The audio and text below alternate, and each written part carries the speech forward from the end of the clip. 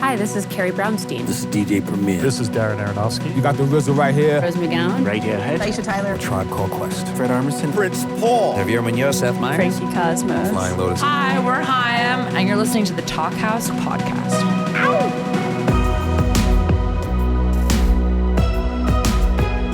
Hello, and welcome to the Talk House podcast. I'm Nick Dawson, editor-in-chief of Talk House Film. On today's show, we have Viggo Mortensen in conversation with his longtime friend and fellow filmmaker Alix Lambert, who's a regular contributor at Talk House.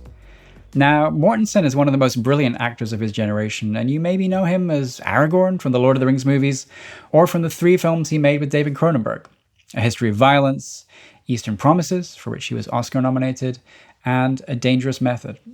Or maybe as the man in the big screen adaptation of Cormac McCarthy's The Road, or for his Oscar-nominated turns in the crowd pleasers Captain Fantastic and Green Book.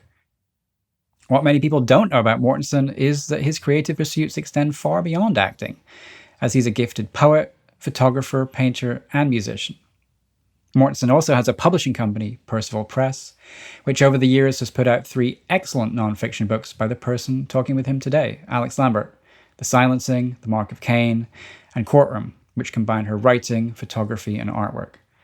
The book of The Mark of Cain stemmed from Alix's Independent Spirit Award-nominated documentary of the same name, and in addition to her other non-fiction work, Lambert has written on the David Milch shows Deadwood and John from Cincinnati. The reason Lambert and Mortensen were talking for today's episode of the podcast is that Mortensen's debut film as writer-director, Falling, an intense, flashback-heavy family drama, is out February 5th. The film features a powerful central performance from Lance Henriksen, who plays Willis, a bigoted and brutally domineering patriarch who's losing his battle against Alzheimer's while his middle-aged children, played by Mortensen and Lauren Linney, bear the brunt of his confusion and anger. Mortensen not only wrote, directed, and acted in Falling, but, in the grand tradition of independent cinema, wore even more hats, producing and writing the score for the film too. From their respective homes in Spain and Washington, D.C., Mortensen and Lambert had a fascinating, wide-ranging chat, taking in everything from, of course, Falling and the pandemic to Viggo's musical collaborations with Buckethead, the various cinematic exploits of Viggo's son Henry, Lambert's current non-fiction project, the shared love that Russian opposition leader Alexei Navalny and Mortensen have for a very surprising show, and much more. Also, don't miss a great story about Lance Henriksen and David Cronenberg, who has a small but memorable role in Falling as, of course, a proctologist. So, without further ado, let's turn it over to Alix and Viggo. I did say that I was concerned because you and I, Viggo, are like the softest spoken, least inclined to initiate a conversation people I know. That's true. So I wasn't sure who was going to do the talking. I'm happy for you two if you'd like to. No, I'd much rather listen to you, but this is how I figured it would start. Okay. No, I mean, I watched your movie, so obviously I would like to talk about your film. Well, thank you. But I also haven't seen you in a while. Time. And since we last talked, there's been an insurrection, an impeachment, an inauguration. Right. Yeah. A pandemic. How is the pandemic? A couple of... Which one, the COVID pandemic or the bad communication pandemic? Let's start with COVID. I feel fortunate. I haven't got it.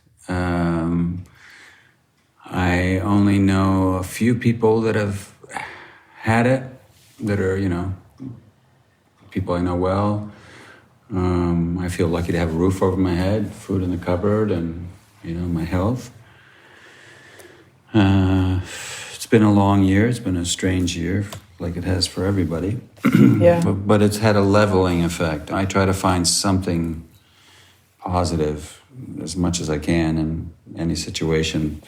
And I think the pandemic has made it abundantly clear that something that was already obvious, but most people don't go around thinking about it, is that life could be snuffed out any second for anyone, that life is fragile and you should make the most of it while you're here, as long as you get to be here. I think that's positive. I think that people are somewhat more conscious of older people, especially very old people.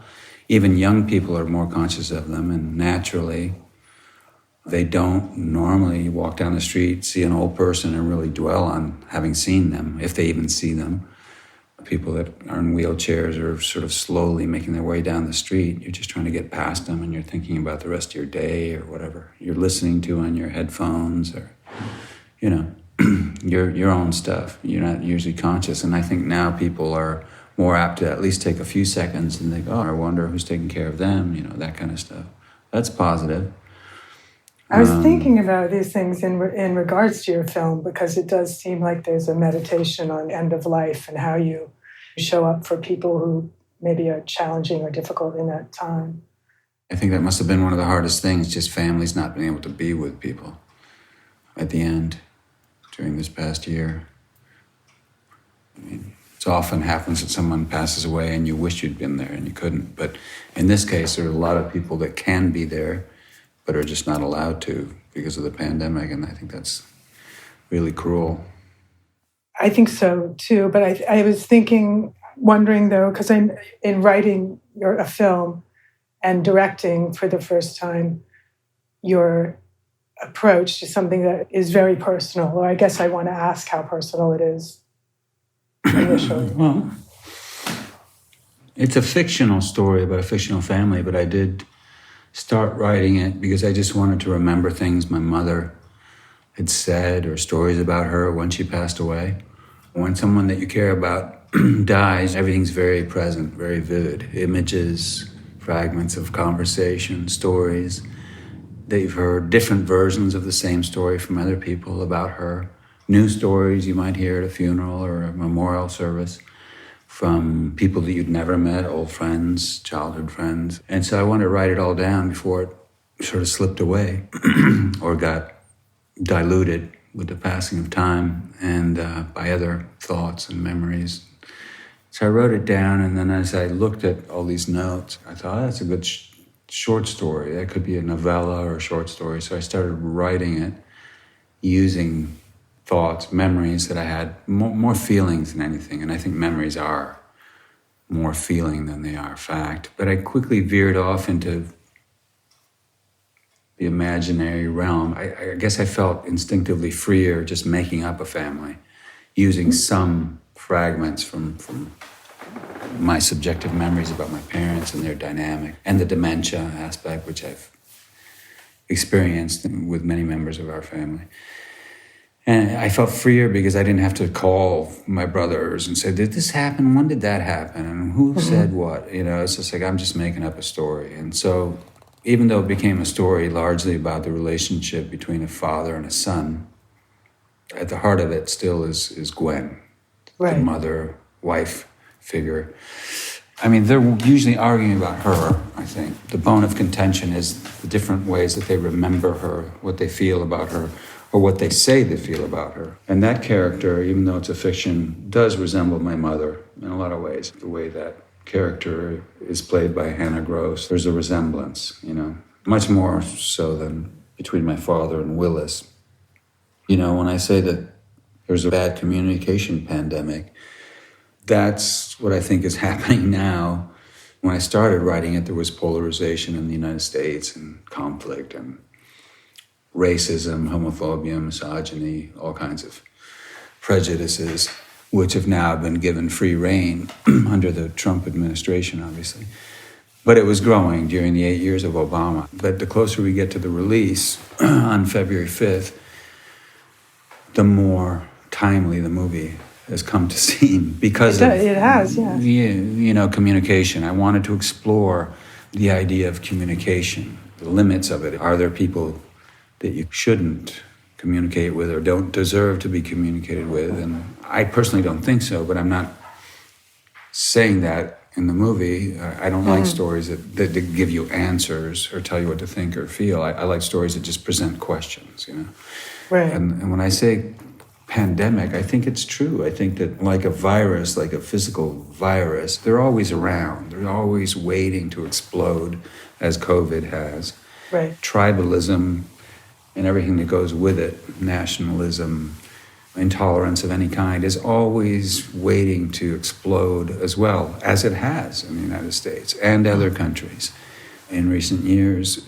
But with the assault of the Capitol on January 6th, it was like, that was unbelievable. It was incredible. It was like the kind of thing, just like the whole Trump presidency. If 10 years ago you'd made a movie about that and had a scene where all these crazy people, including people wearing Camp Auschwitz shirts and just Nazis basically, were breaking glass and smashing and killing cops and walking with handcuffs and armed and planting pipe bombs and wanting to kidnap and kill the Speaker of the House and the Vice President, you'd say, well, God, that's just one of those B movies. It's a bad B movie. It's not really credible. But, here we are. No, I mean, so it is a pandemic. Yeah, no, and speaking of death, I think about people who I know who died maybe 5 years ago, and if I suddenly had to explain to them what has happened since they left, oh my God, yeah. They would just be like, okay, what are you talking about? I mean, I miss both my parents a lot, but in a way I'm glad they didn't have to see this. Yeah. With the character you wrote, did you write that with Lance Henriksen in mind? No, I didn't write any of the characters with anybody in mind, but when I finished writing it, yes, I thought about certain actors or A-list, really world-famous actors. I thought, wow, if I could get one of those old guys to do it, it would make it easier probably to raise the money. But I always thought Lance would be by far the best choice.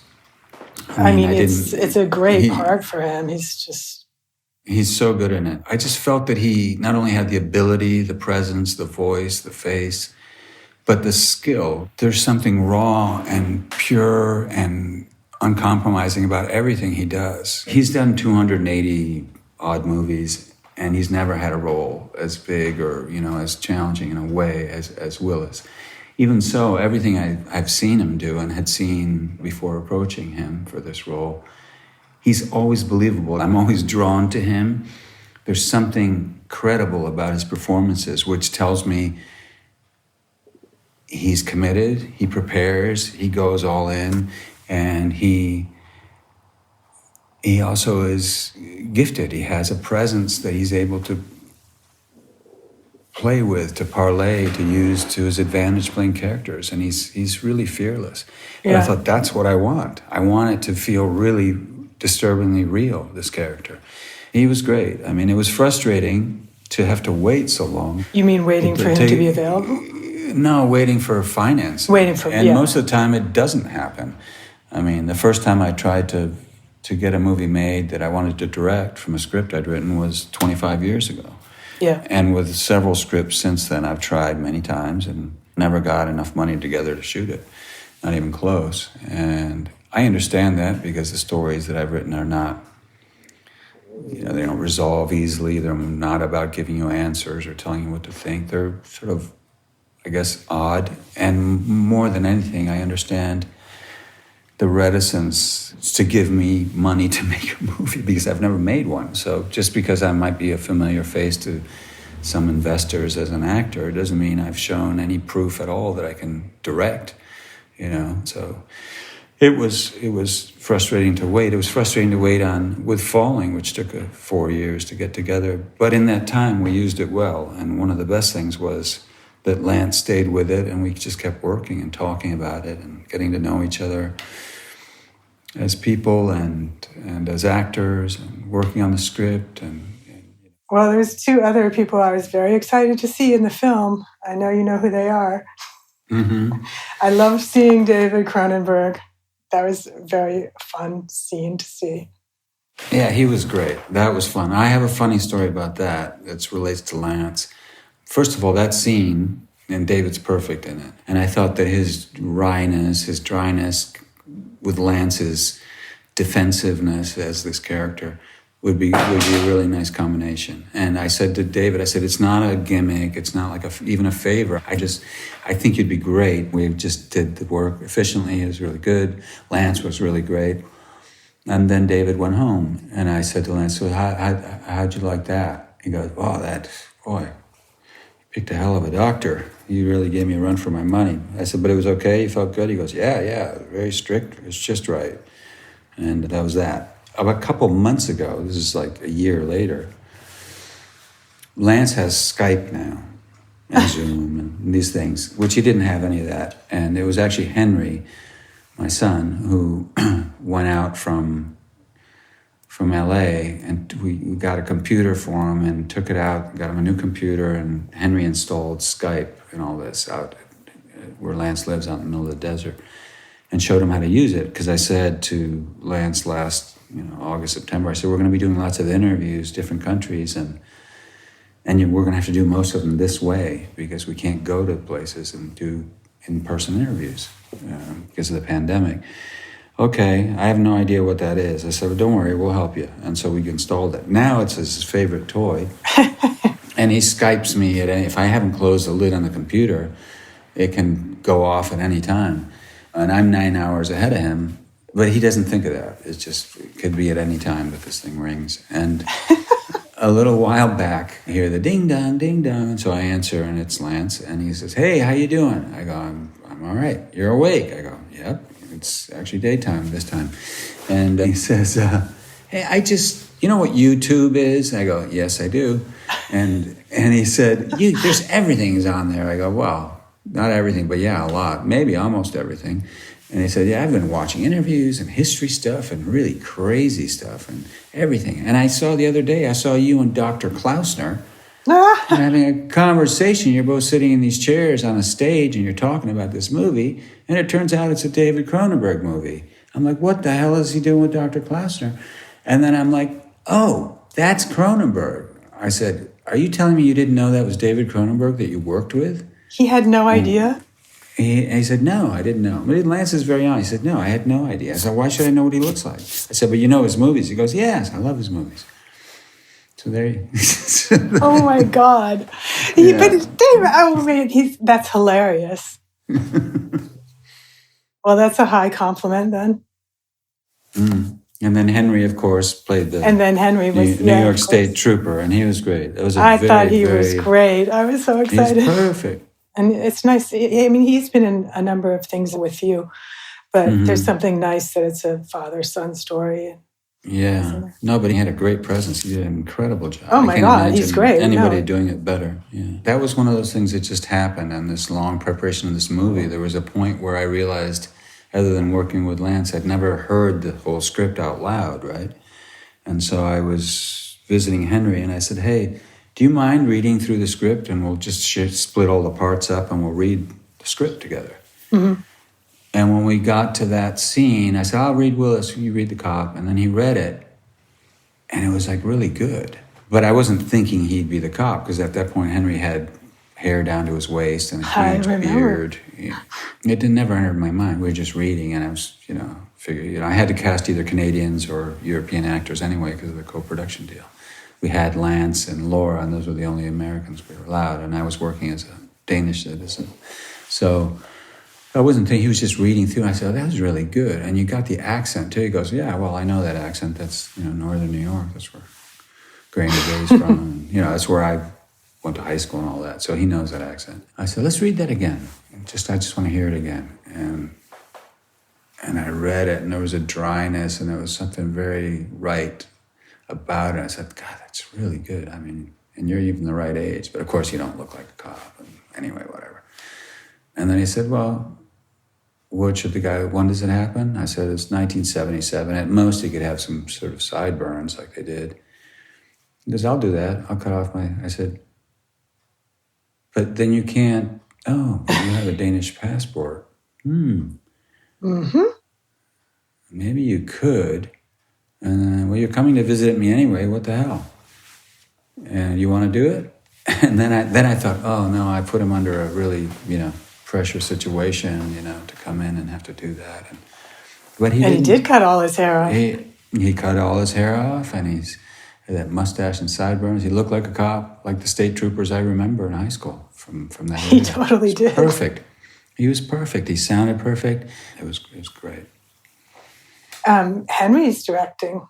How's this film come together?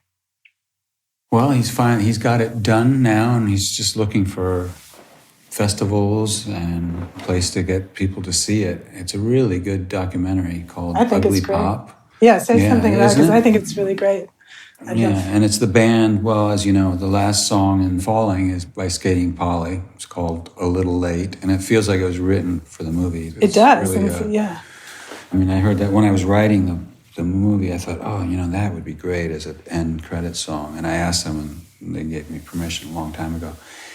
And he made a documentary about that band, his two sisters, originally out of Oklahoma, Kelly Mayo and Peyton Bighorse, a band called Skating Polly. He's followed them for a few years to concerts and rehearsals, recordings at home, their family, and it's a really beautiful movie. It's called Ugly Pop because that's how they define their music. They're a punk rock band, but they have a lyricism, and Ugly Pop is a perfect name. It's messy, but it is catchy music too at the same time. And yeah, it's a beautiful movie. I recommend that to anyone that likes music, especially punk rock music. The other music in your film is you, right? Yeah, it's Buckethead, the guitar player. I've recorded a lot of things with him over the years. I think the first thing we ever recorded was back in 1996 or 1997. We've recorded a lot of music together. I gave a couple songs to Lisandro Alonso for an unusual movie that I did, an Argentine movie called Jauja. That came out, I love that film. That's a beautiful 6 years ago. Isn't it? It's beautifully photographed. It's really nice. And he doesn't usually use music, but at the time he said, I would like to put music in these two spots in the story. And I said, really? So what kind of music? Well, it should have some guitar maybe, and it should be lyrical. It can't be too long. I said, instrumental. He goes, yeah. And I said, well, and I was one of the producers in that movie. I said, well, I have to tell you, we have no more money left, but I can get you a couple of songs for free. I have to tell you. That's the producer hat. Yeah, we were shooting short ends, and I mean, it was ridiculous. I was riding a horse throughout that movie a lot across the Pampa prairies in Argentina. And he likes to shoot, you enter frame and leave frame, but if you're in a vast prairie landscape, that could be minutes, right? Depending on how fast you're going. We got to a point in the movie where he would say, well, I need this shot. You cross this dry river, this draw, and you go up the other side and over the hill and out of sight. I said, okay. He says, and what we got 3 pieces of film left. We've got a 45 second piece. We've got a 37 seconds, and we have one that's almost a minute, I think. I said, well, it depends. What do you want? Walking, trotting, or galloping? He said, I don't know. What do you think? I said, well, I'll go fast, and then you can save some of the longer pieces. And he says, but you have to be out of the shot before, or it doesn't work. For him, it doesn't work because you have to exit frame. That's the state we were in at the point where he said, how about the music? And I said, well, how about some free music? So Buckethead and I made a couple things, and he liked it. And it does work in the movie. So one of the things I was doing in the years that I was waiting to shoot Falling, obviously, you're on your own as an originating producer and writer, and that's all good, but there's no money and no partner. So I was on my own, imagining as much as I could, prepare whatever you can, work on the script, and what would the music be like? And I thought it would be austere, it would be piano-based, it would be very simple. And I thought, well, maybe it would be like this, maybe like that. So I just started composing. And by the time we got to shoot, I'd already written some stuff. I wrote some more during the shoot and the rest during the editing. And again, we had no money left by the time we finished editing, so it wasn't like we would be able to go in with some orchestra for 2 weeks. So Buckethead and I just played this stuff, In 2 days, we did it. It was done. And so it was just out of necessity. And it was also handy because I didn't have to pay the composer any more than I had to pay the actor or the writer or the director. It was really handy. Hopefully none of those guys made a salary, No. But that meant that we had enough days just to shoot what we needed and to edit it. So hopefully the next one I'll get paid something. We'll see. How are you enjoying all those different hats? It was all right. I wasn't planning to act in it. I was worried I wouldn't be able to pay attention to the crew in the right way. But since we planned things really well before we started shooting, we had a plan of action each day, so it wasn't so bad. And actually acting with Lance was a great experience. It was wonderful to watch him build this character from the ground up. Yeah. Really, really fun. That's awesome. What are you working on now? Well, during the lockdown, like you probably did, I read a lot of things. I watched and rewatched movies. I made contact with people I hadn't talked with for a long time. And then I wrote 2 more screenplays, 2 new ones. Okay, you're putting us all to shame. No, but it's been a year. It's a long time. One of those I hope to be the next movie. Which one is it?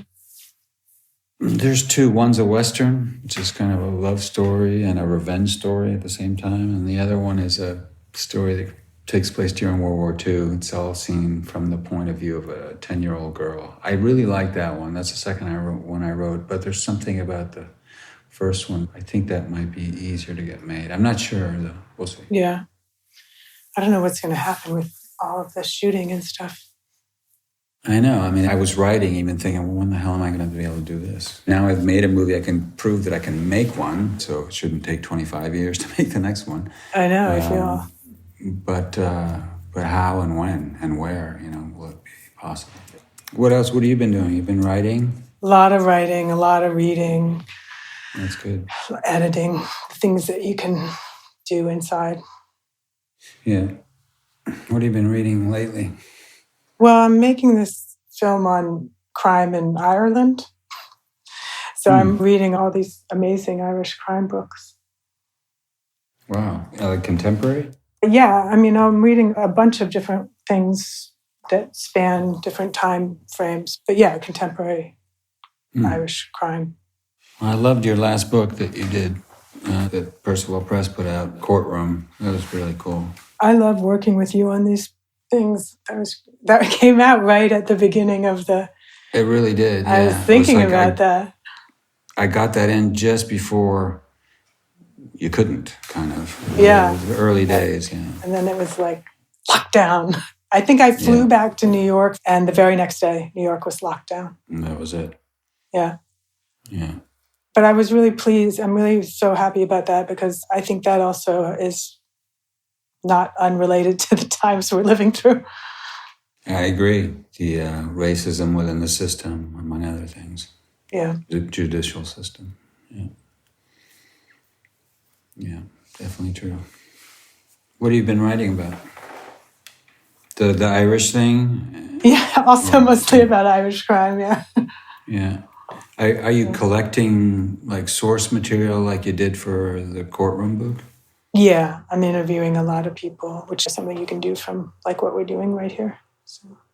But ideally, you would like to go to Irish prisons and talk to prisoners, or what? I mean, I'm writing to inmates. I think what we're talking about is doing 2 different versions of developing the project because I don't know how much is going to have to be online or how much could be performed live.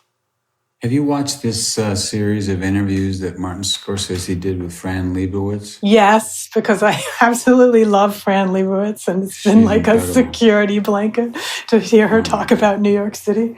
She's hilarious. She said one thing about, I was thinking, you think about all these mindless, uninformed people are baiting the Democrats, socialism, you want socialism, and they don't, if you ask the people accusing Democrats of that and Biden and Kamala Harris and everyone else to define socialism, they probably couldn't. But she said something interesting about that. She said, in the Soviet Union, capitalism triumphed over communism. In this country, capitalism triumphed over democracy. Mm-hmm. Yeah. That's pretty good.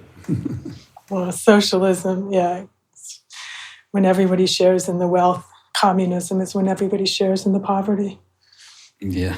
Well, you made that great movie, Mark of Cain. That was great. That's great. I've given that to a lot of people, and they really are amazed by it. That was a really good documentary you made.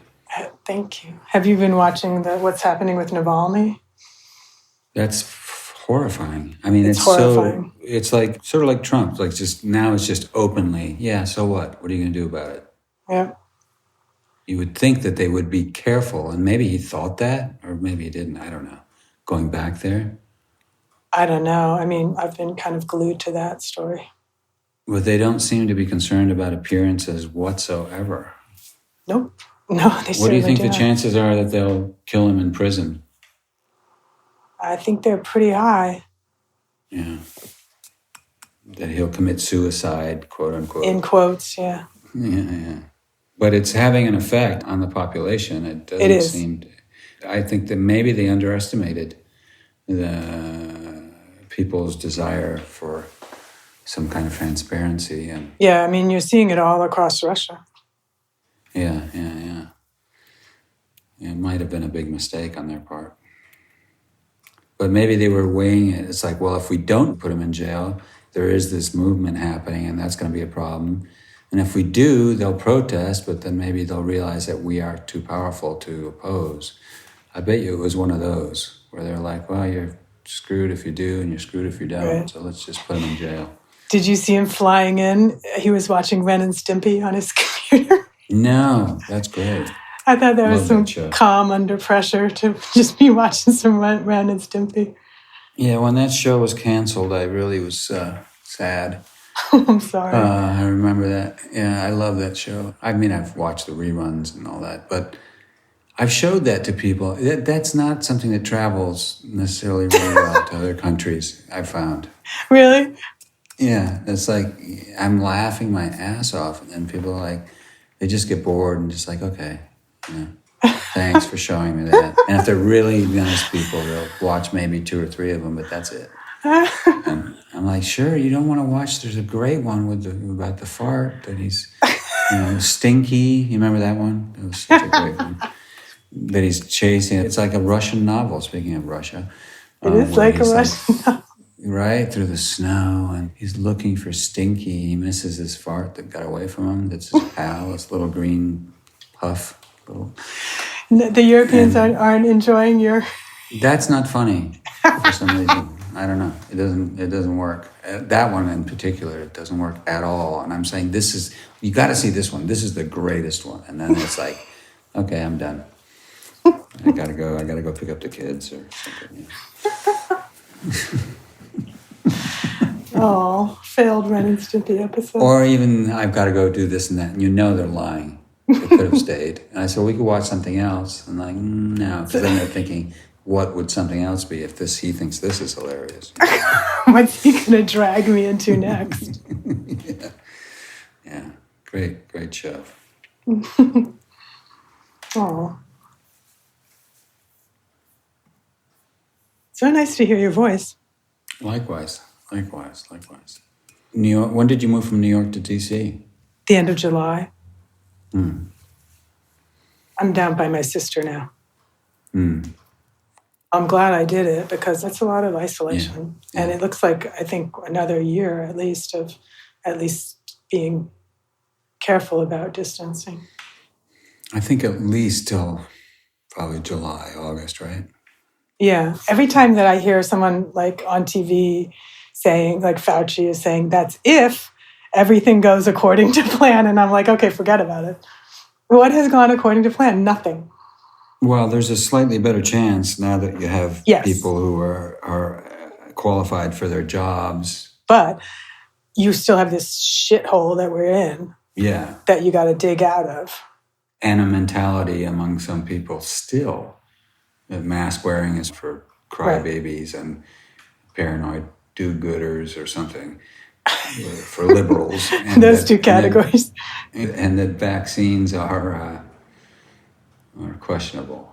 I mean, there's even some doctors that it's come out and say that, which I find incredible. Well, I don't know. I know. I don't know. Get vaccinated, it's like, oh, God.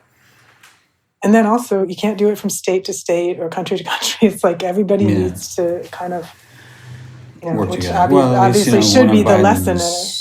Yeah, one of Biden's first efforts is to rejoin the WHO, World Health Organization. That's a good thing.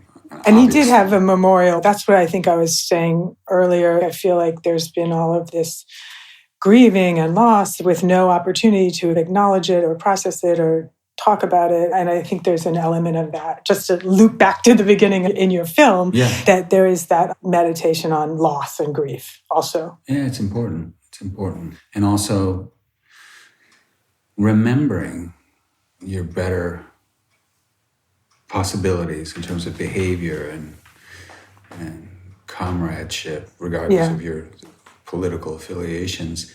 It's such a no-brainer for a president to do something like that, and yet it seemed utterly remarkable when he and Kamala Harris stood there in front of Lincoln Memorial, the reflecting pool, doing that. It's like, no shit, that should have happened half a year ago. But that's the times we're living in. But I think that it's also, memory can serve in a way, no matter how twisted it is or how subjective it is. A memory, broken bonds of fellowship or within a family or within a society, sometimes when it's really broken, just by remembering, even if it's subjectively, a time when it wasn't entirely broken, and how did we do that? How did that work that we actually could have conversations with people that we didn't agree with? That memory can help you reconstitute bonds of fellowship, I think. And that's in part what happens in Falling. Obviously, you're traveling through this story, remembering things sometimes from the son's point of view, sometimes from the father's point of view, sometimes they're combined or one leads into the other.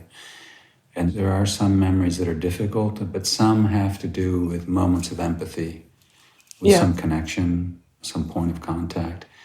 And you can learn from history, I guess, and your own personal history sometimes. And it's as much to do with feeling as thinking, as you said. Mm-hmm. I mean, memory is a feeling often. Yeah, it's much more a collection of feelings than of facts. We edit without even thinking about it all the time. And I think the story I tell you about something that happened, or let's say something that we both were party to, an event or a moment, and you remember that time when this and that happened? And next time we talk about it, I would describe it in a different way. And no matter what I say, it's very possible that you might say, no, that wasn't summer, that was winter, or night, it wasn't daytime. Or the extreme is you're talking about this thing that you believe happened to you, and they say, well, you weren't even there. I told you about that. I wasn't. Yes, I was. Right. I mean, that happens all the time. And I think we do this thing. It's a mechanism that we have subconsciously to just put in a certain order that's safe and comfortable. We control the past, try to, so that we can feel comfortable in the present. Because the present is in flux and it's confusing, and obviously the future hasn't happened, so it's neither here nor there. It just hasn't happened. The past, we think, well, I can count on that. I mean, I have photos, I have videos, I have diary entries, I have history books I can look at. But those books, those diary entries, those photographs, those videos were all made by people with a point of view. Right, so of there's course. no way that we remember exactly what happened ever, which can drive you crazy if you think, so nothing's real, nothing in the past, nothing now, I don't know anything. No, you don't really know anything, but you have feelings about the past. And as much as we're trying to control the past, it obviously controls us completely. It affects how we deal with people, how we see what we think happened to us.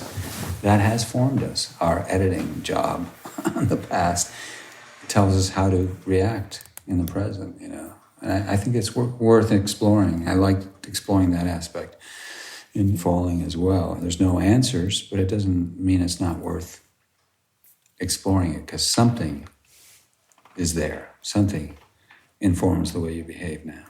Yeah. And no, there's never answers. It's always the questions. It's always in the right questions. Yep. No, this is great. This is great to hear you talk. It's really nice to hear you talk. I'm glad you're writing. Good luck with the Irish. How far along are you with that? I'm still interviewing people, so I think I'll start editing in maybe a few weeks, month. Sounds great. I look forward to it. Do you have a title for it yet? Not yet. Crime:IRL. Though I did the one in America, which was Crime:USA, even though it's funny because Americans think IRL is in real life. But it's Ireland. Sounds good. I look forward to it. And I look forward to being able to have a conversation in person someday. I know. Hopefully within the year. Did you take the train when you went from New York to Washington? My sister actually drove up and got me. I did take the train to Baltimore. That was my one train experience. And it seemed safe enough. I think the problem is it seems fine as long as no crazy person gets on your car. But the minute you're on there... In the United States, I mean, in Europe, people are a little more... I mean, there hasn't been so many people saying masks are bullshit and cowardly and COVID doesn't exist, it's a hoax and all that. That's not really in any way prevalent in Europe, fortunately. I did do one trip in the fall where I went by car with masks and gels and all that. And I went to different cities in Europe almost a month. I did a road trip where I did Q&As in movie theaters. That's any place good. I could with Falling and presented it. And that's that's the best way to learn about your movie. Like, how do people react and what kind of questions do they ask? How do they relate to it? And that was a great experience. People in these Q&As would say, oh, in my family this or that, or in my society this. And I thought, oh, that's good. It's like the story's very regional, specific to one part of the United States, and yet different cultures related. I mean, everybody has families. I was going to say, everybody's got a parent or a child or a sibling or... Right. Or a communication problem with somebody, Yeah. So that was a great experience. And then I felt like the angel of death because every time I'd leave a country, they'd lock it down again. I did all these interviews and everything, and then they said, well, we're going to have to hold these for, I don't know, months until we can open up again. But I did log all those things. I went around, did interviews, did TV interviews, radio, did Q&As in all these countries, and it was cool. And then as I left each country, they would close the border, basically. I have to say, I think the reason everybody's responding from Ireland is because they just locked down again. Wow. Nothing to do. They're just like, sure, let's talk. Yeah. That's really good. Did you see, though, that when the vaccine came out, the Zoom stocks plummeted? Really? Isn't that funny? I thought, oh, yeah. God, capitalism. But I think we're on here for a while, so. Yeah, it's a racket. It is. Okay, Viggo, I'll talk to you. Good luck on the book, Alix. We'll be in touch. Yep. All right. Take care. Thank you so much to Viggo Mortensen and Alix Lambert for being on the Talkhouse podcast, and thanks to you for listening. Falling is in theaters, on digital and on demand, through Quiver Distribution and Percival Pictures on February 5th. This episode was produced by Kevin O'Connell, and the Talkhouse podcast theme music, as ever, was composed and performed by The Range. For more filmmakers talking film and TV, visit talkhouse.com/film, where you can find all kinds of good stuff, including some excellent pieces by Alix Lambert. Subscribe to the Talkhouse podcast on Apple Podcasts, Stitcher, or wherever you get your podcasts, and dig into our previous episodes, like Alix in conversation with another longtime friend, Fred Armisen. And of course, go hit us up on all our socials at Talkhouse across the board. I'm Nick Dawson, and until next time, take it easy and stay safe. That's a nice haircut, Viggo. Did you just get a haircut? Yeah. Big one. Yeah. It's a pandemic cut, I guess.